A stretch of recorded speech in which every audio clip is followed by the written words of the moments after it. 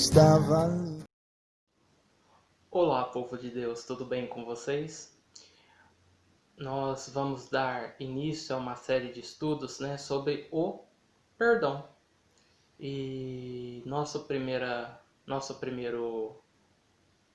estudo, nossa primeira conversa, tem como tema pecado abundante e graça superabundante. Os nossos textos base, ou o nosso primeiro texto, está lá em Romanos 5, 20 e 21, que nos diz o seguinte: a lei veio para que aumentasse a ofensa, mas onde aumentou o pecado, aumentou muito mais ainda a graça. A fim de que, como o pecado reinou pela morte, assim também a graça reinasse pela justiça que conduz à vida eterna, por meio de Jesus Cristo, nosso Senhor. Nossa próxima leitura estará em 1 Timóteo 1, 12 a 14, que nos diz: dou graças a Cristo Jesus, nosso Senhor, que me fortaleceu e me considerou fiel, designando-me para o ministério. A mim que no passado era blasfemo, perseguidor e insolente. Mas alcancei misericórdia, pois fiz isso na ignorância, na incredulidade.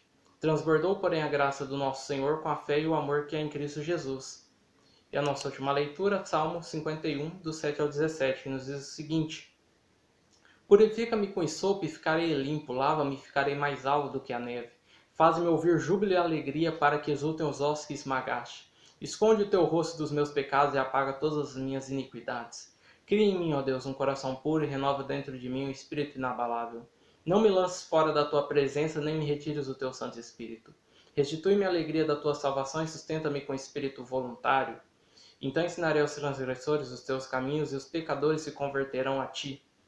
Livra-me dos crimes de sangue, ó Deus, Deus da minha salvação, e a minha língua exaltará a tua justiça. Abre, Senhor, os meus lábios, e a minha boca manifestará o teu louvor. Pois não te agradas de sacrifício, do contrário eu os ofereceria, e não tens prazer em holocaustos. Sacrifício agradável a Deus é o espírito quebrantado. Coração quebrantado e contrito não desprezarás, ó Deus.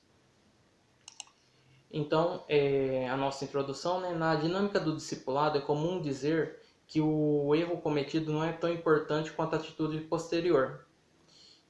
Você acredita nisso? Aí ele menciona adultério, incesto e homicídio. Será que existe graça tão grande que supere tais tragédias? Será que existe? E a gente desenvolve nosso assunto com alguns exemplos bíblicos. O caso de Saul, que foi desobediente, insubmisso, arrogante, justificou seus erros, tentou manter o seu status de rei, de príncipe da nação ali, sem abandonar o pecado. E isso resultou o fim do seu reinado, de um modo assim tão sombrio, né? E Davi, um adúltero, um homicida, ele ordenou a morte de Urias, que foi um de seus valentes, adulterou com a esposa de Urias, Batseba, e depois de ter ordenado a morte, depois de ter adulterado, ele se quebrantou, ele se arrependeu, ele se humilhou perante Deus, reconheceu o seu erro. Outro caso é Judas, um traidor, tomado por remorso, se enforcou. Traiu Jesus, por 30 moedas de prata.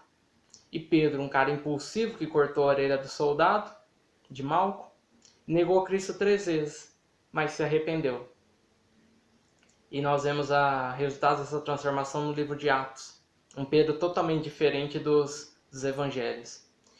E a observação vai lembrar que de cada atitude posterior ao pecado cometido.